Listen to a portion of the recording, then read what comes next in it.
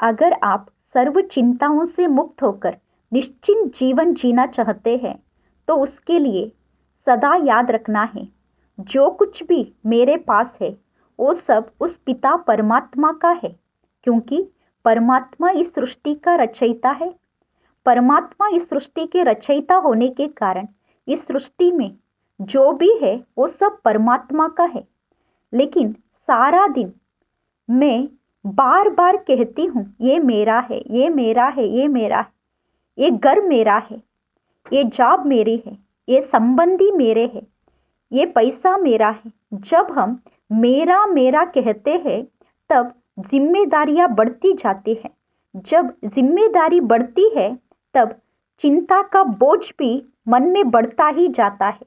अगर आप चिंता के बोझ से मुक्त होना चाहते हैं तो सदा समझना है, यहाँ पर मेरा जो कुछ भी है वो सब उस पिता परमात्मा का है। यहाँ मेरा कुछ है ही नहीं, क्योंकि मैं जब आई थी तो काली हाथ आई थी, जब मैं वापस जाऊंगी तो काली हाथ जाऊंगी। तो मेरा कहाँ से आया? जब मैं इस दरा पर आई, ये तन भी मुझे यहाँ परमात्मा ने दिया है, तन ही परमात्मा ने दिया है। तो यहाँ पर जो कुछ भी है वो मेरा कैसे हो सकता है?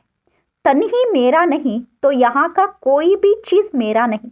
मैं तो सिर्फ एक आत्म ज्योति के रूप में इस दरा पर आई थी। वापस जाते समय भी एक आत्म ज्योति बनकर ही जाऊंगी। तो यहाँ पर कुछ भी मेरा नहीं है, सब कुछ उस पिता परमात्मा का है।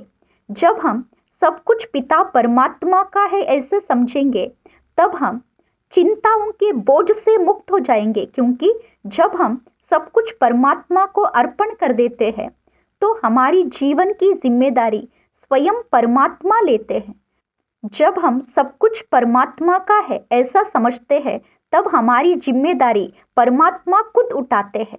जिसका जिम्मेदारी पिता परमात्मा के ऊपर है उसके जीवन में कभी कोई कमी हो ही नहीं सकती। तब हम निश्चिंत होकर जीवन जी सकते हैं। उसके साथ साथ अगर मेरा इस दरा पर कुछ है तो सिर्फ एक परमात्मा मेरा है, एक परमात्मा मेरा है, और मेरे पास जो कुछ है वो सब उस पिता परमात्मा का है। ऐसे समझने से हम सर्व चिंताओं से मुक्त होकर निश्चिंत बन जाते हैं। अगर मेरा कुछ है ऐसा समझना है तो समझना है एक पिता परमात्मा मेरा है। जब पिता परमात्मा ही मेरा है तो परमात्मा के पास जो कुछ भी है वो सब कुछ मेरा है। मेरा सब कुछ पिता परमात्मा का, परमात्मा मेरा, परमात्मा के पास जो कुछ भी है वो मेरा। ऐसे समझने से हमारे जीवन में कोई कमी नहीं होगी, क्योंकि परमात्मा के पास जो कुछ है वो सब मेरा हो जाने के बाद हम सदा चिंताओं से मुक्त होकर हल्का रह सकते हैं, निश्चिंत होकर जीवन व्यतीत कर सकते हैं।